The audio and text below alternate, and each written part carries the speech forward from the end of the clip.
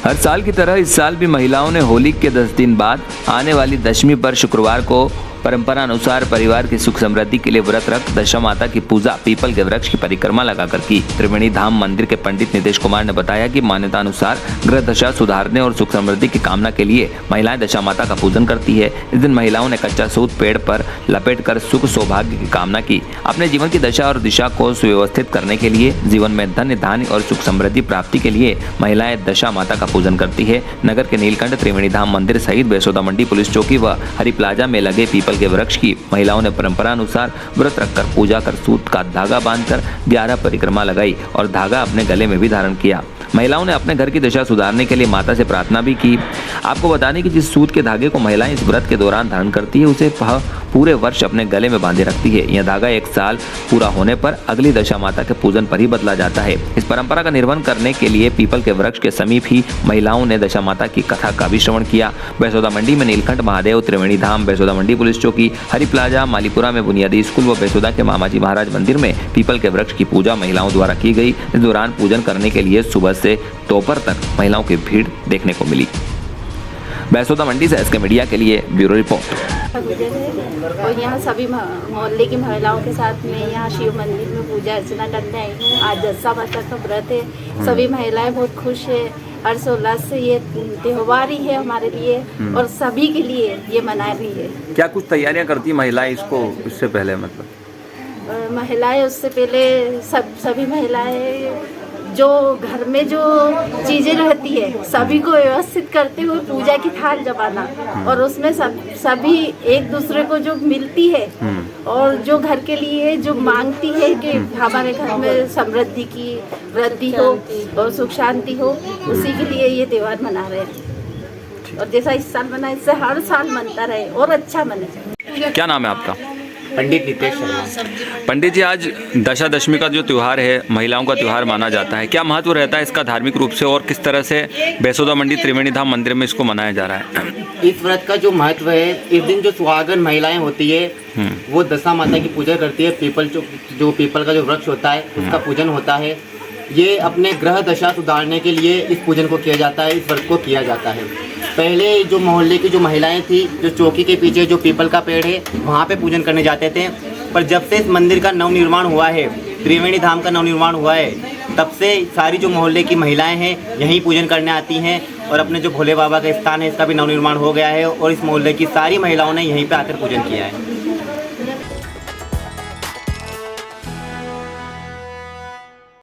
चित्तौड़गढ़ में दशा दशमी के दिन कीरखेड़ा, शास्त्री नगर, प्रताप नगर व गांधी नगर सहित क्षेत्र की कई जगह महिलाओं ने पीपल की दशा माता की पूजा अर्चना कर यह त्योहार मनाया। चैत्र माह की कृष्ण पक्षमी की दशमी पर यह मनाया जाता है। इस पूजा से पौराणिक मान्यता है कि जब मनुष्य की दशा ठीक होती है तब उसके सभी कार्य अनुकूल होते हैं, किंतु जब यह प्रतिकूल होती है तब मनुष्य को बहुत परेशानियों का सामना करना पड़ता है। इतनी परेशानियों से निजात पाने के लिए इस व्रत को करने की मान्यता है। दशा माता का पूजन कर महिलाएं घर परिवार की दशा अच्छी रखने व संकटों से मुक्ति दिलाने और परिवार की सुख समृद्धि की कामना के लिए करती है। शुभ मुहूर्त के अनुसार सुबह से ही दशा माता की पूजा अर्चना का दौर जारी है, जहाँ महिलाएं लाल चुनरी पहने हुए हाथों में पूजन सामग्री की थाली लेकर पूजन करती हुई वह पीपल परिक्रमा करते दिखाई दे रही थी। वहीं अंत में महिलाएं दशा माता की कथा सुनकर दान पूर्ण कर व्रत खोलती है। चित्तौड़गढ़ से इसके मीडिया के लिए सुनील निगम।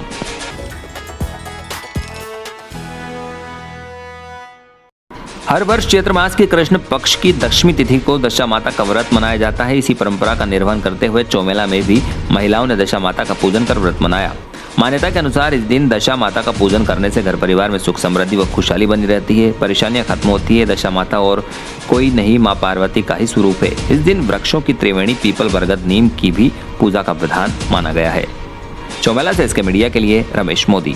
तो दशा रानी का जो व्रत है ये विशेष करके चैत्र मास में आता है। चैत्र महीना चैतन्य का महीना होता है और इसमें दशा रानी का व्रत पूजन किया जाता है। इसलिए किया जाता है कि घर की कुदशा समाप्त होए और घर में सुख समृद्धि बनी रहे और 12 महीना तक घर में। और हिंदू पर्व का ये एक पार्वती स्वरूप रूप है और 3 देवों में, है ना, ये पीपल वृक्ष विष्णु स्वरूप है। इस पीपल वृक्ष की पूजा करने के साथ में माता पार्वती के स्वरूप के रूप में दशा रानी को व्रत का पूजन किया जाता है। इस पूजन के प्रभाव से घर की समस्त कुदशा समाप्त होती हैं।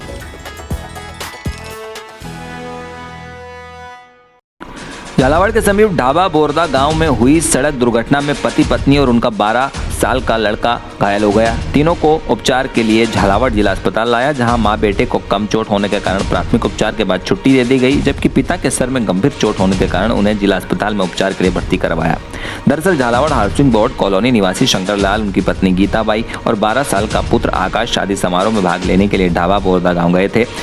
वह जब समारोह से भाग लेकर वापस लौट रहे थे तो गांव से बाहर निकलते ही उनकी बाइक के सामने बकरी आ जाने से संतुलन बिगड़ गया। इस घटना में वे तीनों घायल हो गए, जिन्हें बाद में उपचार के लिए झालावाड़ जिला अस्पताल लाया। झालावाड़ से इसके मीडिया के लिए फिरोज पठान।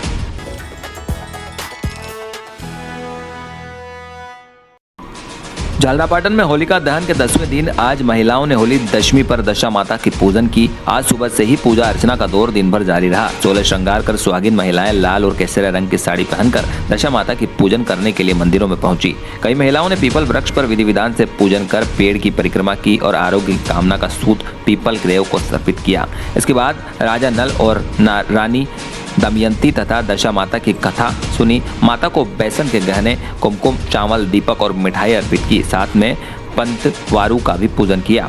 सुबह ब्रह्मा मुहूर्त में महिलाएं ब्रह्मा बेला में ही पूजन करने पहुंची, जिससे सुबह से ही मंदिर और पीपल के वृक्ष के आसपास महिलाओं की भीड़ जुटी रही। दशा माता मंदिर पुजारी पंडित पूरन बैरागी ने बताया कि चित्र माँ की दशमी को दशा माता का पूजन होता है। होली के त्योहार के 7वें दिन जहां शीतला सप्तमी मनाई जाती है, वहीं 10वें दिन दशा माता का पूजन किया जाता है। दशा माता हारी बीमारी, दोष, ग्रह बाधा और काली बुरी नजर को दूर करती है। महिलाएं परिवार के आरोग्य, सुख, समृद्धि और पारिवारिक दशा सुधारने की कामना करते हुए पूजन करती है।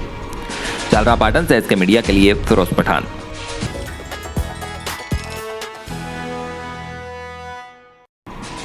सोयतकला सालेखड़ी में शुक्रवार को होली दशमी का पर्व महिलाओं ने बड़े हर्षोल्लास के साथ मनाया। सुबह से ही महिलाएं गोराजी मंदिर स्थित पीपल के वृक्ष की पूजा अर्चना की। वहीं महिलाओं के द्वारा अपने घर की दशा को सुधारने व परिवार के लिए सुख समृद्धि की कामनाओं के लिए दशा माता की कथा सुनी। पूजा अर्चना के लिए महिलाओं की सुबह से ही पीपल के वृक्ष के यहाँ भीड़ लगना शुरू हो गई। गांव बराई, किशनपुरा, पिछड़े खेड़ा, बालाजी, डोंगरगांव, सोयतकला, श्रीपतपुरा में बड़ी संख्या में महिलाओं ने पीपल के वृक्ष की पूजा अर्चना कर होली दशमी का पर्व बड़े हर्षोल्लास के साथ मनाया। सालेखेड़ी से इसके मीडिया के लिए गणेश सोनी।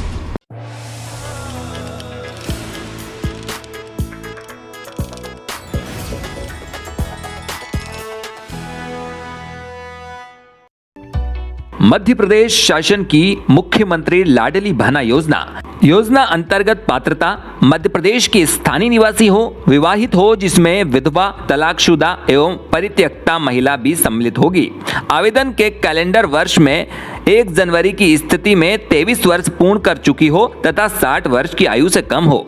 योजना अंतर्गत अपात्रता योजना के अंतर्गत ऐसी महिलाएं अपात्र होगी जिनके परिवार की सम्मिलित रूप से स्वघोषित वार्षिक आय 2.5 लाख से अधिक हो, जिनके परिवार का कोई सदस्य आयकर दाता हो, जिनके परिवार का कोई भी सदस्य भारत सरकार अथवा राज्य सरकार के शासकीय विभाग, उपक्रम, मंडल, स्थानीय निकायों में नियमित स्थायी कर्मी, संविदा कर्मी के रूप में नियोजित हो अथवा सेवानिवृत्त उपरांत पेंशन प्राप्त करता हो, जो स्वयं भारत सरकार, राज्य सरकार की किसी भी योजना अंतर्गत प्रतिमाह राशि ₹1000 या उससे अधिक की राशि प्राप्त कर रही हो, जिसके परिवार का कोई सदस्य वर्तमान अथवा भूतपूर्व सांसद विधायक हो, जिनके परिवार का कोई सदस्य भारत सरकार अथवा राज्य सरकार के द्वारा चयनित मनोनीत बोर्ड, निगम, मंडल, उपक्रम के अध्यक्ष, संचालक सदस्य हो, जिनके परिवार का कोई सदस्य स्थानीय निकायों में निर्वाचित जनप्रतिनिधि, पंच एवं उपसरपंच को छोड़कर हो, जिनके परिवार के सदस्यों के पास संयुक्त रूप से कुल 5 एकड़ से अधिक कृषि भूमि हो, जिनके परिवार के सदस्यों के नाम से पंजीकृत 4 पहिया वाहन ट्रैक्टर सहित हो, यह सभी महिलाएं योजना के अंतर्गत अपात्रता की श्रेणी में आएगी। पोर्टल पर आवेदन दर्ज किए जाने हेतु अनिवार्यता: समग्र परिवार एवं सदस्य आईडी, समग्र सदस्य आईडी का ई-KYC सत्यापन, समग्र आईडी में आयु कैलेंडर वर्ष में 1 जनवरी की स्थिति में 23 वर्ष पूर्ण कर चुकी हो तथा 60 वर्ष की आयु से कम हो, समग्र आईडी में लिंग महिला हो, समग्र आईडी में महिला की वैवाहिक स्थिति विवाहित, विधवा, तलाकशुदा एवं परित्यक्ता हो। अंतिम सूची के बाद भुगतान किए जाने हेतु अनिवार्यता: महिला का व्यक्तिगत बैंक खाता होना चाहिए, महिला के बैंक खाते में आधार जुड़ा लिंक होना चाहिए, महिला के बैंक खाते में DBT सक्रिय हो। यही सभी होने पर अंतिम सूची पश्चात भुगतान किए जाने हेतु अनिवार्यता होगी। और अब आइए प्रक्रिया को समझ लेते हैं। 6 चरणों में। पहले चरण में ऑफलाइन फॉर्म आवेदका की समस्त जानकारी प्रिंटेड फॉर्म में दर्ज किया जाना चाहिए। दूसरे क्रम में प्रिंटेड फॉर्म अनुसार पोर्टल में समग्र आईडी के आधार पर जानकारी दर्ज करवाना। अंतिम सूची में प्रथम अंतिम सूची जारी की जाना। आपत्ति प्रबंधन में ऑनलाइन एवं अन्य माध्यम से दर्ज आपत्तियों का समिति द्वारा निरीक्षण व निराकरण। पांचवें चरण में अंतिम सूची में आपत्तियों के निराकरण के बाद अंतिम सूची जारी किया जाना व स्वीकृति पत्र जारी किया जाना। और अंतिम व छठवें क्रम में मासिक भुगतान में समस्त पंजीकृत हितग्राहियों को प्रतिमाह राशि का भुगतान किया जाना। मुख्यमंत्री लाडली बहना योजना की समस्त जागरूकता हेतु प्रसारित की गई जानकारी को देखने व सुनने के लिए धन्यवाद। नगर परिषद भैंसोदा द्वारा जनहित में जारी।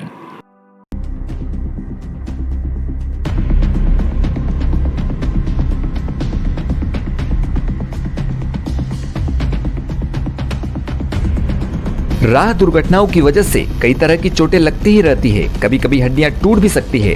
अगर हड्डी टूटी हो तो इस तरह से शनाख्त कर सकते हैं। अगर चोट की वजह से दर्द बहुत ज्यादा हो रहा हो या उसे हिलाने से दर्द बढ़ती हो तो फ्रैक्चर निर्धारण किया जा सकता है।